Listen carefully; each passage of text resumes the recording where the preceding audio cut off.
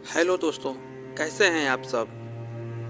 दोस्तों, आज हम रामायण में रानी कैकेयी की कहानी वाली भूमिका के बारे में आज एक ऐसी ही कहानी लेकर आया हूँ। तो कहानी के लास्ट तक बने रहिए। तो चलिए दोस्तों, कहानी को शुरू करते हैं। रानी कैकेयी हिंदू पौराणिक कथा का रामायण की पात्र थी। रामायण की कथा में इनकी बहुत ही भूमिका रही है। ऐसा कहा जाता है कि यदि रानी कैकेयी ने भगवान श्री राम को वनवास न भेजा होता तो इस कहानी का कोई अस्तित्व ही नहीं होता।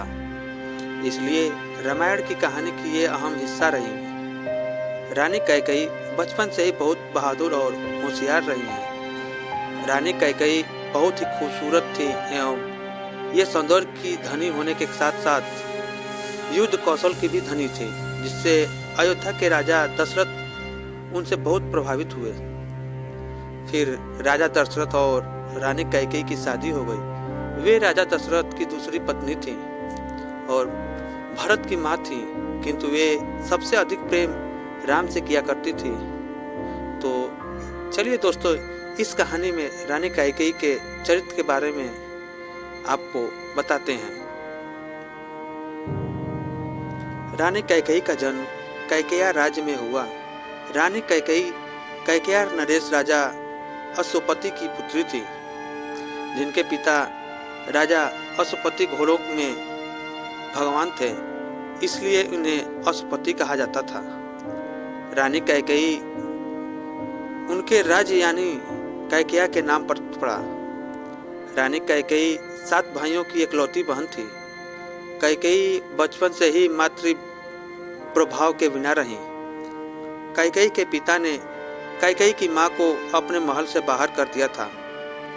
जब उन्हें पता चला कि उनकी मां का स्वभाव सुखी परिवार के लिए अनुकूल नहीं है, इसके अलावा उनके पिता अश्वपति को एक वरदान मिला था कि वे पक्षियों की भाषा समझने में सक्षम हो गए। एक दिन राजा और उनकी रानी अपने महल के उद्यान में टहल रहे थे। तभी राजा के 2 हंसों के जोड़ों को आपस में बात करते सुना। उनकी बातों से राजा बहुत ही खुश हुए और दिल से हंस पर, जिससे उसकी पत्नी की जिज्ञासा बढ़ने लगी। तथ्य यह था कि राजा अश्वपति को अपने जीवन को खोने के बारे में पता चला और वे इसका खुलासा उनके सामने नहीं कर सकते थे। उनकी पत्नी राजा की खुशी का कारण जानने के लिए आतुर थी। जब राजा को यह पता चला कि उनकी पत्नी को उनके जीवन और भलाई की कोई परवाह नहीं है, तो उन्होंने उनको अपने घर से बाहर कर दिया। जिसके बाद कैकेयी ने अपनी मां को दोबारा कभी नहीं देखा और फिर कैकेयी की देखभाल उनकी दासी मंथरा ने ही की। वह दरबार में अपने स्टेटस को आगे बढ़ाने के लिए विनय बनाती रहती थी। इस तरह रानी कैकेयी का बचपन और शुरुआती जीवन व्यतीत हुआ। एक बार अयोध्या के राजा दशरथ को कैकेया नरेश अश्वपति ने अपने महल में आमंत्रित किया। उनके स्वागत के लिए सभी महल के द्वार पर उनकी प्रतीक्षा कर रहे थे। उनकी युद्ध कौशल और महानताएं की चर्चा सभी जानते हैं। सभी उनके एक दर्शन मात्र के लिए आतुर थे, क्योंकि राजा दशरथ राजा हरिश्चंद्र जैसे महाराजाओं के सम्मान महान थे।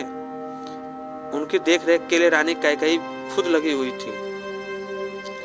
जब राजा दशरथ की नजर रानी कैकेयी पर पड़ी, तब वे उनसे बहुत प्रभावित हुए। उन्होंने उनसे शादी करने की इच्छा जताई, किंतु इनके पिता को इनकी शादीशुदा होने के कारण यह मंजूर नहीं था। फिर राजा अश्वपति ने राजा दशरथ से एक वचन मांगा। रानी कैकेयी का पुत्र ही अयोध्या का उत्तराधिकारी बनेगा। राजा दशरथ की पहली पत्नी कौशल्या का कोई पुत्र नहीं था, तो उन्होंने यह वचन ऐसे ही दे दिया। इसके बाद अयोध्या के राजा दशरथ रानी कैकेयी की शादी हो गई, किंतु शादी के बाद वे भी मां न बन सकी। इसके बाद राजा दशरथ की शादी सुमित्रा से हुई, जो कि काशी के राजा की पुत्री थी, किंतु वे भी मां न बन सकी। फिर परिणाम यह निकला कि राजा दशरथ पिता नहीं बन सकते। राजा दशरथ के कोई भी पुत्र न होने के कारण वे बहुत दुखी रहते थे। इसके लिए एक बार एक यज्ञ का आयोजन किया गया, जिसके बाद रानी कौशल्या का सबसे बड़ा पुत्र राम, इसके बाद रानी कैकेयी का पुत्र भरत और फिर सुमित्रा के 2 पुत्र की प्राप्ति हुई, जो कि लक्ष्मण और शत्रुघ्न के रूप में। इस तरह राजा दशरथ को 4 पुत्रों की प्राप्ति हुई। रानी कैकेयी राजा दशरथ की सबसे प्रिय पत्नी थी। राजा दशरथ कैकेयी के सौंदर्य और साहस के कायल थे। कैकेयी के सौंदर्य की धनी होने के साथ साथ युद्ध कौशल का भी धनी थी। वे राजा दशरथ के साथ युद्ध में भी उनका साथ देने जाती थी। एक बार देवराज इंद्र संबरासुर नामक राक्षस से युद्ध कर रहे थे, किंतु वह राक्षस बहुत ही शक्तिशाली था। उनका सामना कोई भी देवता नहीं कर पा रहे थे। ऐसे में वे राजा दशरथ के पास सहायता लेकर आए। तब राजा ने उन्हें संबरासुर से युद्ध करने के लिए आश्वासन दिया और वे युद्ध के लिए जाने लगे। तभी रानी कैकेयी भी उनके साथ जाने के लिए इच्छा जताने लगी। राजा दशरथ भी रानी कैकेयी को अपने साथ युद्ध में ले गए। युद्ध की शुरुआत तो हो गई। युद्ध के दौरान एक बार राजा दशरथ के सारथी को लग गया, जिससे राजा दशरथ घोड़े से डगमगा गए। तब इसके रथ की कमान रानी कैकेयी ने संभाली। वे राजा दशरथ की सारथी बन गई। इसी के चलते उसके रथ का एक पहिया गड्ढे में जा फंसा।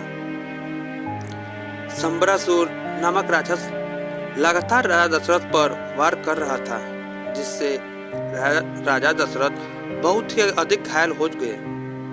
यह देख रानी ने रथ से उतरकर जल्दी से रथ के पहिए को गड्ढे से बाहर निकाला और खुद ही युद्ध करने लगी। वह राक्षस भी उनके पराक्रम को देख भयभीत हो गया और वहां से भाग गया। इस तरह रानी कैकेयी ने राजा दशरथ के प्राणों की रक्षा की। राजा दशरथ भी रानी कैकेयी से बहुत प्रभावित हुए। उन्होंने राजा कैकेयी को अपने 2 मनचाहे वरदान मांगने को कहा। रानी कैकेयी राजा दशरथ से कहीं आपके प्राणों की रक्षा करना तो मेरा कर्तव्य है, किंतु राजा ने उन्हें फिर भी वरदान मांगने को कहा। रानी ने कहा कि अभी मुझे कुछ नहीं चाहिए, इन 2 वरदानों की आवश्यकता भविष्य में जब कभी पड़ेगी तब मैं मांग लूंगी। तब राजा दशरथ ने उन्हें भविष्य में 2 वरदान देने का वादा कर दिया।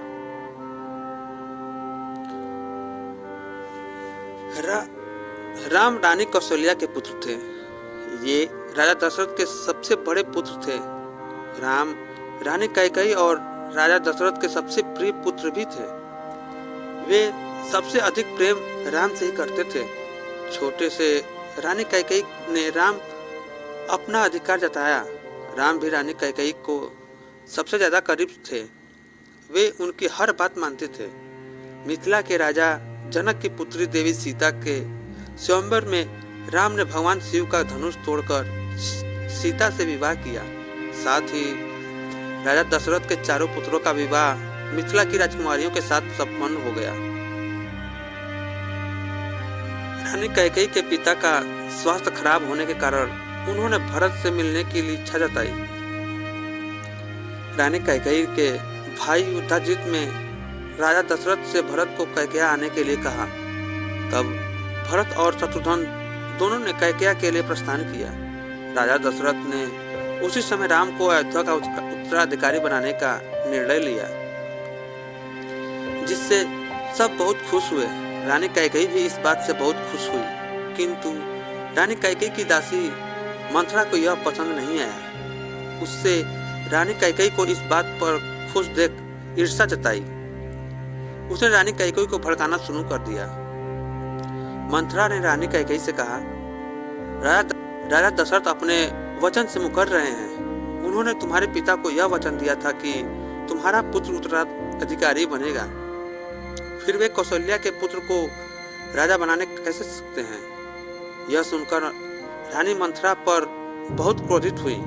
मंथरा रानी कैकेयी से कहने लगी, कैकेयी आप बहुत कुछ भोली हैं, आप राजा दशरथ का छल नहीं समझ पा रही। इस तरह मंथरा रानी कैकेयी को भड़काती रही। उसने रानी कैकेयी से राम को वनवास भेजने और के लिए कहा। फिर धीरे धीरे रानी कैकेयी मंथरा की बातों में आने लगी। फिर उन्होंने इस विषय पर मंथरा से सलाह ली। अब उन्हें क्या करना चाहिए। तब मंथरा ने उन्हें राजा दशरथ द्वारा दिए गए 2 वचनों के बारे में कहा। रानी कैकेयी को समझ आ गया कि उन्हें क्या करना है। रानी कैकेयी ने जब अन्न और जल सब त्याग कर दिया और कोप भवन में चले गए। राजा दशरथ राम के राज्याभिषेक के लिए बहुत खुश थे। सारा महल खुशी मना रहा था। यह खुशी राजा अपनी प्रिय पत्नी कैकेयी से बांटना चाहते थे और वे इसके लिए कैकेयी के कक्ष में जाते हैं। वहां जाकर कैकेयी की अवस्था देखकर वे उनसे उनकी व्यवस्था के बारे में पूछते हैं। कैकेयी उनकी बात का कोई जवाब नहीं देती। तब राजा उन्हें बताते हैं कि आज उन्होंने राम का राज्याभिषेक करने का फैसला लिया है। फिर भी कैकेयी ने कुछ नहीं कहती। राजा द्वारा फिर से पूछे जाने पर कैकेयी उनसे कहती हैं कि आप अपने दिए हुए वचनों से कैसे मुँह कर सकते हैं। आपने मेरे पुत्र को उत्तराधिकारी बनाने का वादा मेरे पिता से किया था। फिर आप राम को राजा कैसे बना सकते हैं। यह सुनकर राजा चौंक से जाते हैं और कैकेयी को बहुत समझाते हैं, किंतु कैकेयी भी फिर भी नहीं मानती। राजा दशरथ भी अपने फैसले पर अड़िग रहते हैं। तब रानी उनके द्वारा दिए गए 2 वरदान मांगने की कहती है। राजा दशरथ वरदान देने का वादा तो कर चुके थे, वे इससे पीछे भी नहीं हट सकते। रानी कैकेयी उनसे कहती हैं कि मेरा पहला वर है मेरे पुत्र भरत का राज्याभिषेक और मेरा दूसरा वर है राम को 14 वर्ष का वनवास। यह सुनकर मानो राजा के पैरों तले जमीन ही खिसक गई हो। वे इससे बहुत ही दुखी हुए। रानी कैकेयी के इन वचनों को सुनकर राजा दशरथ मानसिक तौर पर अत्यंत दुखी हो गए और इनके इन 2 वचनों को मानने से इनकार करने लगे। रानी कैकेयी उनसे कहती हैं, रघुकुल रीत है, प्राण जाए पर वचन न जाए। अब आप अपने वचनों से पीछे नहीं हट सकते। इस तरह राजा दशरथ को उनके द्वारा दिए हुए वचनों का पालन करना ही पड़ा। राम भी मर्यादा पुरुषोत्तम थे, इसलिए वे रघुकुल की रीत की रक्षा के लिए अपने माता पिता की आज्ञा का पालन न करने के लिए वनवास जाने को तैयार हो गए। इस तरह राम को वनवास हुआ और वे अपनी पत्नी सीता और भाई लक्ष्मण के साथ वन की ओर चल दिए।